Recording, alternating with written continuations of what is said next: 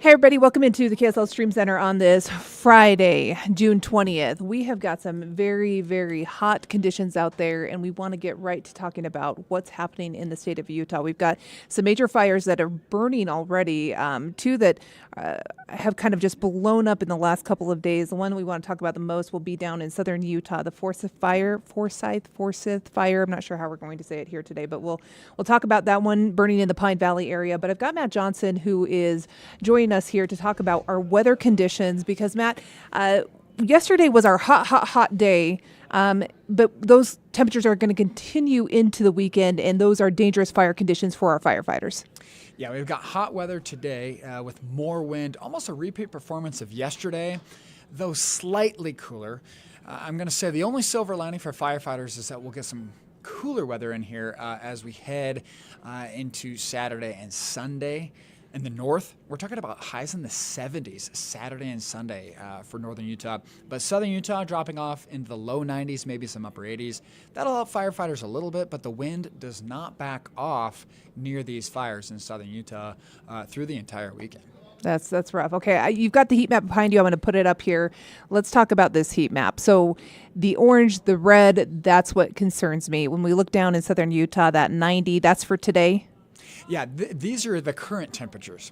Okay. And we're not even to noon yet. So that'll give you a little insight as to how warm we are going to get. I got triple digits for St. George and most of the low-lying desert valleys of southern Utah. Of course, the mountaintops reaching the 70s down there. Maybe even some 80s are possible in the Pine Valley Mountains. But really, it is the wind that really concerns us, right? Because that's going to be fueling these fires with extra oxygen. They're going to be burning hot and fast. And, as you well know, Shara, over the winter, we did not pick up a ton of snow down in southern Utah. So yeah, a lot of this vegetation, is drought stricken. It's dry, really Yep. dry right now. Okay, let's go to some video we have of that fire down in that area. Let's talk about some of the details, and then we'll get into the conditions specifically for that area. So Friday, the fire referred to as the Forsyth, what are we calling it? The Forsyth? I don't even know. Forsyth Fire, located between the small community of Pine Valley and Signal Peak in Washington County. I love Pine Valley. Such a beautiful little pocket there of southern Utah. When I lived in southern Utah, that's where we would go to kind of escape the heat. But it can be a matchbox when it gets too hot there. Yeah. By this morning, it had grown to an estimated 1,000 acres. But you can see here some of this video we've had come in from the area. We have a photographer who lives down in that area as well, who shot some of this video, and it is putting off a lot of smoke in that area. Officials began evacuating residents of the Pine Valley area Thursday evening around 9:30. So last night, those evacuations started. We did get word from Carl Hunt with Utah Forestry Fire and State Lands on this morning. About 400 homes were evacuated, and that structures in the Pine Valley community were safe. They were not affected by the fire at this point, but he said the containment of the fire was still at 0%. So that's what concerns me, Matt. You've got a fire like this burning an area of Pine Valley, a lot of fuel in that area, and we've got these hot temperatures. Yeah, and you add that third element, you got a ton of wind, and this air is really dry. Humidity is going to be anywhere from 5 to 10% today, and that really helps the vegetation and fuel that's available ignite. So this thing's going to burn pretty well today and even tomorrow. In fact, Shara, I was looking at models. Tomorrow's winds will be stronger in that area tomorrow afternoon. I mean, they're already going to be strong today, but it's an extra level as we get into tomorrow afternoon before we start to see some type of reprieve from the wind. Okay, let's talk about humidity. Humidity in the area, what does that do for firefighters? Well, with low humidities, it does not help them. Usually in the overnight, you like to see a humidity percent come up to 20, maybe 30%. 40 would be amazing, right? And that's not even halfway. But the reason why we need our humidity to recover in the overnight is because that will help slow the fires burning, right? It's not going to go out, but we call it when the fire lays down. It burns a little less hot, doesn't spread as fast. Humidity can help with that. But each and every afternoon moving forward, that humidity is going to be single digits out there. And so it's really going to help the fuels ignite, spread, and just burn hot. I worry. I know that these temperatures we hit the triple digits. That was early, right? Yesterday, that was early for our season. Yep. Yeah. It came about 2-3 or so weeks ahead of schedule for northern Utah. Does a one-day jump like that or a couple-day jump like that, does it really have a major impact?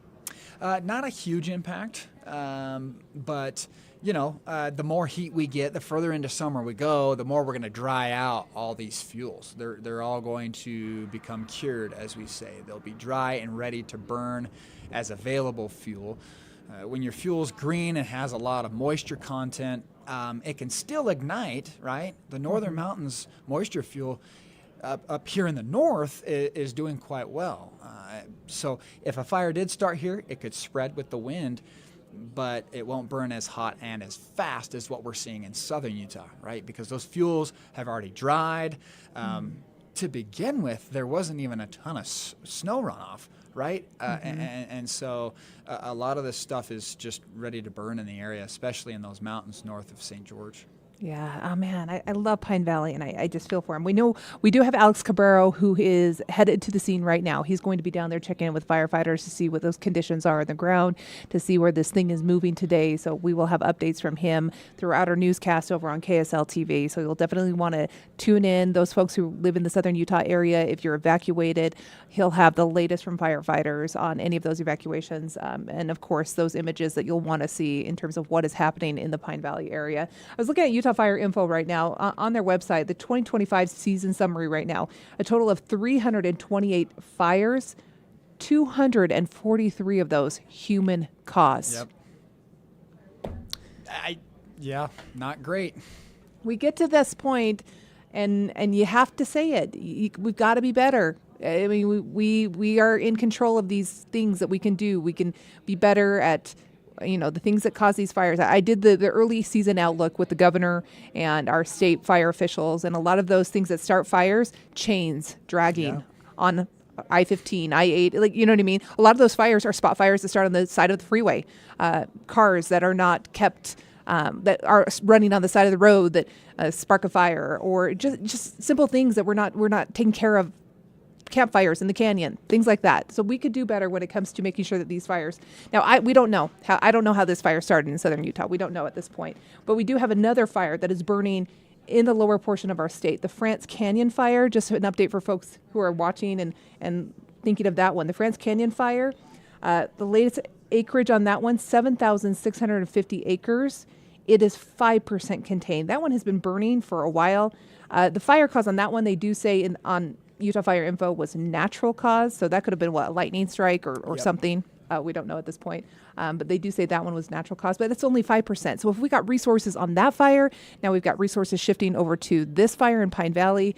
This is not a good sign for our fire season. That's what worries me, Matt. Yeah. And there's another one, Bridge Creek fire down by Lake Powell on Navajo Mountain. Bridge Creek and France Canyon were likely started by lightning. Yeah. And a lot of times when you get a lightning strike in the area, in remote areas like this, it'll strike, but the fire really won't fan up or take off until you get some wind really introduced there. And so we think that's what happened with those two fires, Bridge Creek and France Canyon. Now, as you mentioned, it hasn't been discovered just yet if it was natural cause or if it was just smoldering embers from an old lightning strike from about a week and a half, 2 weeks ago up in the Pine Valleys. My suspicion is that this is the France Canyon one, FYI. Oh yeah, okay. There you go. And that's is that a live look right now? No, that's not like this is some video we had from earlier this week, but that's the France Canyon one right there. I just wanted to show folks the resources, and that's what that one looks like. So they look very similar, but that's the France Canyon fire. Yeah. Probably similar fuels. You're talking about evergreens, a lot of junipers in the area, sagebrush, and some mountain grass. But when you have drought-stricken fuel, it's a little more available and ready to burn. Yeah. Okay, Matt. Real quick, I want to circle back to the wind. So up here in northern Utah, when we get winds, I want just thinking about yesterday, the Tooele fire we had out there. So we had a quick fire that sparked near a backyard. I mean, that thing quickly to 2 acres. Thankfully, firefighters, they got that one out very quick, but the wind can push these things so fast. So give us the warning. What do we need to be prepared for through the weekend? Yeah, I mean, we're going to be dealing with wind. Strongest winds are today and tomorrow. Today and tomorrow. Yes. And then the wind. And that's statewide. Yes, statewide. And the really it's a directional shift with the wind. Today and tomorrow in southern Utah is out of the south. Now in northern Utah, today's out of the south, tomorrow's out of the north, and that's why we'll see a temperature switch with it. But though it's though the angle at which the wind is blowing changes, it's still wind, right?